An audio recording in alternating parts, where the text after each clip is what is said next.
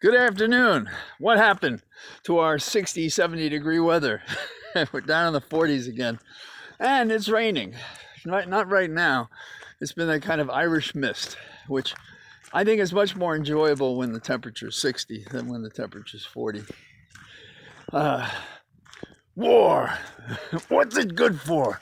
Absolutely nothing. Well, I have a turn of phrase on that. Our leaders, what are they good for? Absolutely nothing. We're a democracy, and we won't help a democracy. Putin charges into a nation state where he's guaranteed they'll be secure.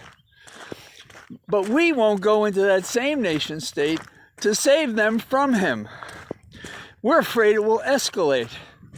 And so as a result of Putin going into Ukraine, he has deterred us from helping a nation state that has been the bulwark to keep Russia to their east, to protect Europe to their west.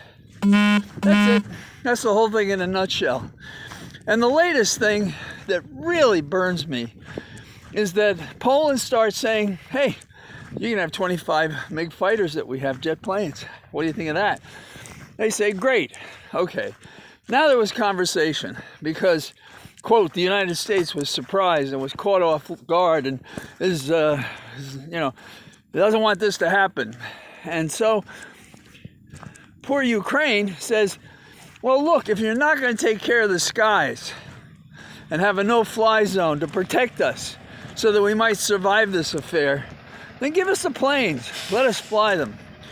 So between the announcement of the planes and right now, it was decided they had to fly from a U.S. air base, and they had to have American pilots fly them.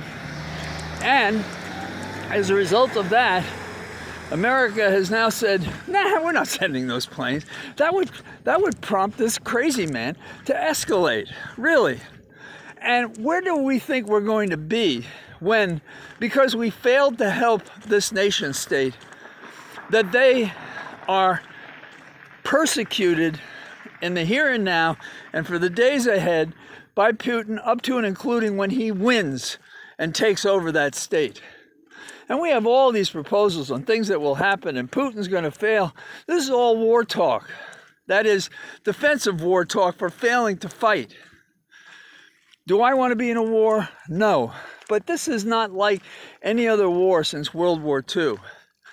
In fact, this is the escaping venom from the settlements of that war and the aftermath, particularly taking apart the Soviet Empire because they couldn't afford to fight anymore, one of the explanations, and the end of that Cold War.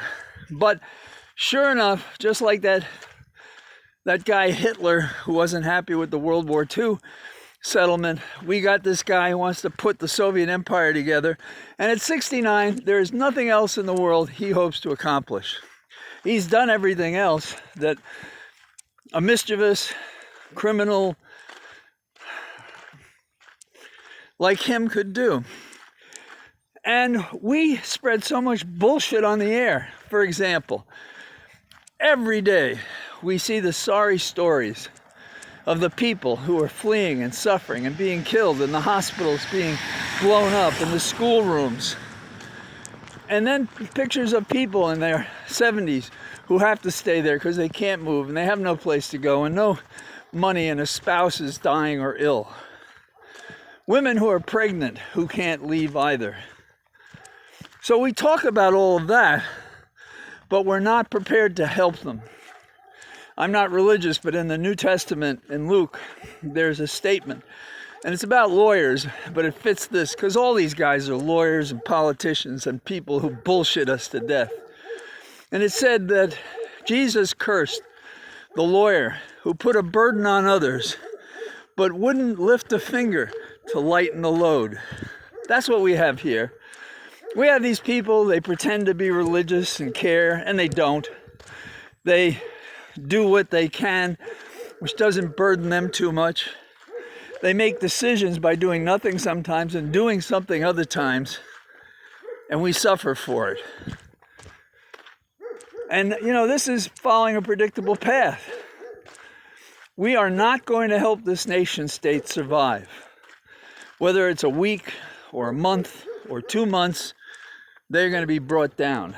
And I sure hope that Zelensky, who's shown himself to be a hero, doesn't become a martyr like other people in history who've stood up for something they believe in and that is right, up to and including the risk of their lives and too often their death. So, what else could we talk about? Well, I saw an interesting story about the police. Even as we say we're for funding the police, there's a story saying that they cost us $1.5 billion for their misconduct on the job, the settlements, for all the things they do wrong. So here it is again. We're patronizing voters to give them what they want, We're against defunding police. We think we should give them more money, no strings attached. Why? It's an election year, midterms. Do people really buy that? I don't think so. And then here at home, I put up a thing saying there's an empty position at the Department of Justice. They're looking for an AG.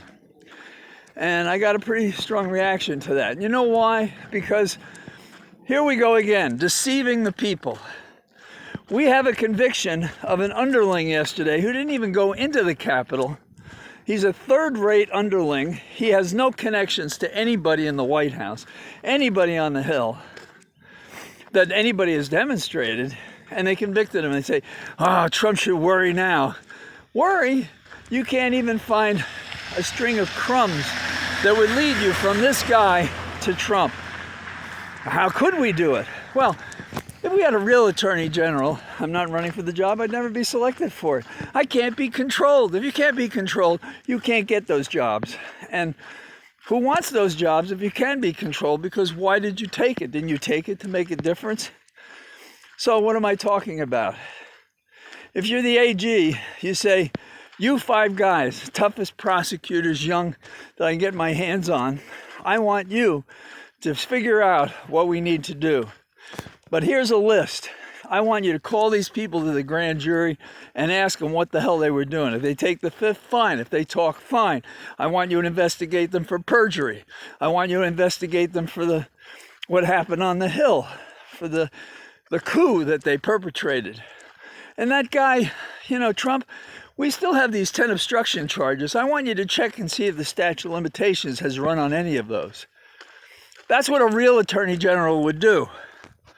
He took an oath to preserve and protect the Constitution, and he's failing it because he's doing what magicians do, misdirection. Look, I just convicted this poor slob here, and I've indicted another one. And some people are excited that he was arrested when he was in his underwear. Well, for Christ's sake, we break into these people's houses at 6 a.m. Few are dressed at that time. There's nothing amusing about that.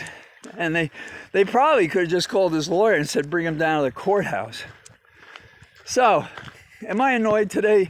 Yes. How close are we to our government completely failing at home and abroad? Damn close. And how is the Democratic Party going to win the midterms with this kind of performance? Beats me. And I'm not going to lie. They can lie all they want.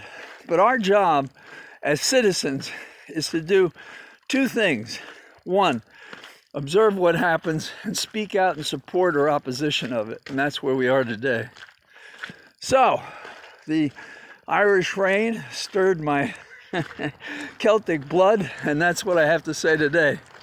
So I hope you're doing well, and things are turning green, just that slight shade of green. So we're on our way. Talk to you. All the best. Bye-bye.